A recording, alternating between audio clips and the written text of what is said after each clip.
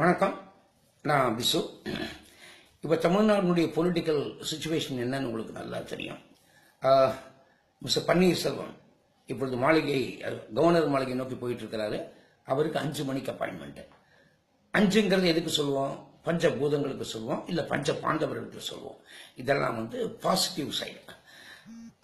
சசிகலா அம்மாவுக்கு 7:30 மணிக்கு அப்பாயின்மெண்ட் கொடுத்துருக்காங்க. 7:30ங்கிறது எதுக்கு சொல்லுவோம்னு உங்களுக்கு நல்லா தெரியும். என்னடா இப்படி சொல்றேன்னு நினைக்காதீங்க. கிட்டத்தட்ட 6 வருஷங்கள் ஜெயா டிவிக்காக நான் மக்கள் அரங்குங்கிற நிகழ்ச்சியை நடத்தினேன். முதல்ல ஒரு நாள் மேடம் புரட்சி தலைவியை பார்த்ததோடு சரி, அதுக்கப்புறம் என்னை ஒரு தடவை கூட பார்க்க விடலை. நான் வெளியிலையும் சொல்ல முடியல. மிஸ்டர் பன்னீர்செல்வம் எவ்வளவு கஷ்டப்பட்டாரோ இப்போ அதே கஷ்டம் தான் எனக்கு. பார்க்கவே முடியல. இத்தனைக்கும் பப்ளிக்கை வச்சுட்டு நான் ஷோ நடத்திட்டு இருந்தேன். அப்ப என்ன நடக்குது ஏது நடக்குது நான் போய் சொல்லணும் இல்லையா? அதை சொல்லவே முடியல. யாரோ வந்தாங்க, என்னெல்லாமோ இன்ஸ்ட்ரக்ஷன்ஸ் கொடுத்தாங்க. ஒரு ஆள் கொடுக்கறது அடுத்த ஆள் மாத்தி சொல்லுவான். இப்படித்தான் ஒரு யாரோ ஒரு குடும்பமா என்ன எனக்கு ஒண்ணுமே புரியல. இது கூட நடக்குமான்னு நீங்க யோசிக்கலாம். யோசனை பண்ணி பாருங்க. மேடம் இறந்த பொழுது அவங்க பக்கத்துல யாரு நின்னாங்க? யாரோ நின்னாங்க.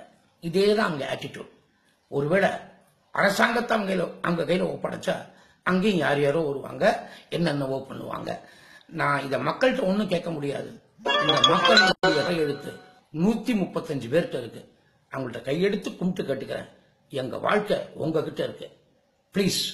Please support mister OPS and definitely not Sasikala. நன்றி.